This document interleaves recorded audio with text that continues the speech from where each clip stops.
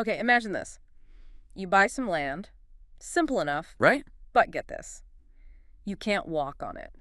Ever. Uh-huh. You can't plant anything, no trees, no flowers. And forget about mowing the lawn. Okay, yeah, that sounds pretty weird. Sounds absolute bonkers, doesn't it? Yeah. But here's the thing. People are doing exactly that. Buying this, well, digital land. And not just buying it, they're selling it too. And making some serious money. Which is exactly what we're diving into today. How are people actually making money selling digital land in, the metaverse? Yeah, it's a fascinating question. It feels so abstract. Totally abstract. Let me try an analogy first. Maybe that helps. Remember like 20 years ago? Domain names. Oh, yeah, just a name on the internet. Exactly. People thought, why pay for that? It's silly. But look, now domain flipping is huge. Millions of dollars. That's a really good parallel, actually.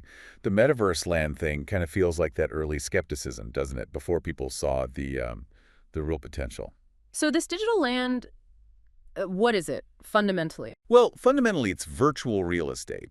Think of it as a unique digital asset, technically an NFT, a non-fungible token. NFT, right. Yeah, representing a specific plot of land on a blockchain. Right. So its ownership is, out there, verifiable, transparent. You can't fake Yeah, it. it's not like a picture you can just copy and paste. It's provably scarce. Exactly. True digital scarcity. And these plots exist inside specific online worlds, places like Decentraland, the Sandbox. That is Horizon Worlds too, right? Yep, those are some of the big ones. But, okay, why buy it? If you can't use it like normal land, what's the point? What are the sources telling us is the real drive here? Well, the motivation isn't physical use, obviously. It's about digital utility, digital presence. Presence, like being seen online? Sort of, but more interactive. Think less farming plot, more like prime real estate for an online experience. Okay, give me an example. All right, so imagine a brand. They could buy a plot and build a virtual store. Customers could walk around inside using an avatar, explore products in 3D, maybe even virtually try on clothes or something, and then click to buy right there. Ah, okay, so it's like opening a shop on Fifth Avenue, but purely online. Global reach, always open. That's a great way to think about it. But is it a direct replacement for physical stores? Probably not, based on what we're seeing. More like an addition or something different entirely. Yeah, more like an expansion, really. It opens up different kinds of possibilities. We're seeing more than just stores. There are, immersive games built on land. Virtual concerts, art galleries. Exactly. All that stuff. Even finance hubs, like decentralized finance things. But there's a catch, of course. Always a catch. What's the limitation here? The big one is that the value is totally tied to the platform itself. Will Decentraland or the Sandbox still be popular in 5 years, 10 years? Right. Platform risk. If the world disappears, your land value. Poof. Pretty much. So our mission today is really to unpack all these dynamics, look at the sources, pull out the key insights, and try to understand this very speculative new frontier. And the money side is pretty wild already, isn't it? The numbers can be staggering. Oh, absolutely. You hear stories, people who got in super early, they might have bought plots for just a few $100s. Wow. And now? Now, some of those same plots have reportedly sold for hundreds of thousands, sometimes more. Hundreds of thousands for land you can't even touch. That's something else. The appreciation has been dramatic in some cases. It really has. Yeah. Outpacing even some hot real estate markets in the physical world. So what's driving that? It boils down to the basics, right? Demand, scarcity. Demand, scarcity, and let's be honest, a healthy dose of speculation. That's the classic trio. But the scarcity part is different here. It's not physical land limits. It's crypto. It's cryptographically enforced scarcity, yeah. Through those NFTs we mentioned. Each plot's unique, ownership is locked on the blockchain, can't be duplicated. Okay, so location, location, location. Does that still apply in a virtual world? How? That's a great question.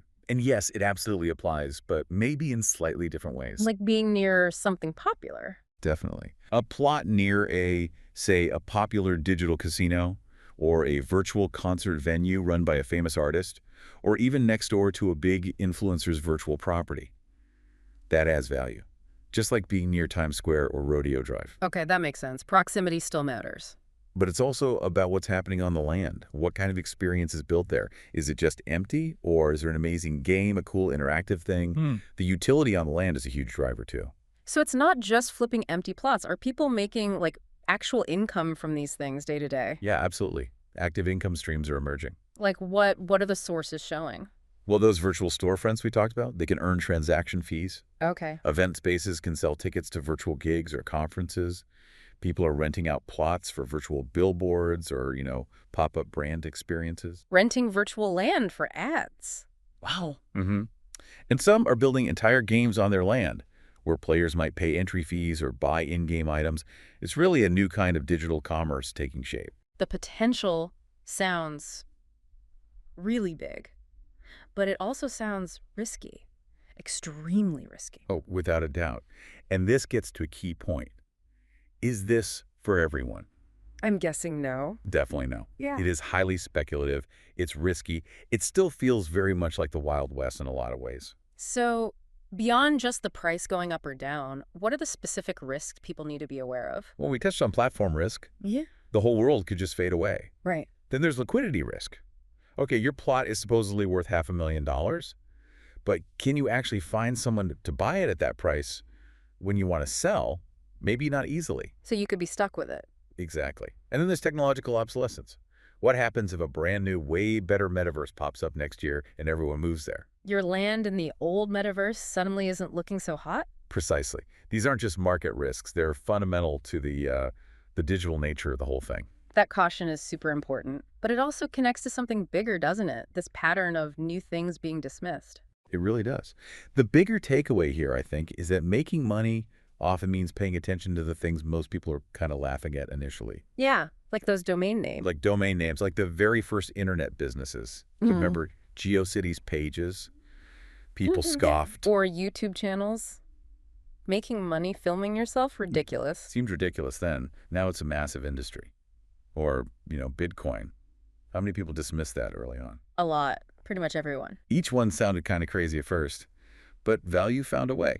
So the lesson isn't necessarily go buy digital land. No, definitely not financial advice here. Right. It's more about staying curious about where value might show up next, even if it seems weird now. Exactly. Money and attention are always flowing into new spaces, often, the ones we least expect. It's about understanding how value is being defined and created in this, constantly changing digital world. So maybe the final thought for you listening is this.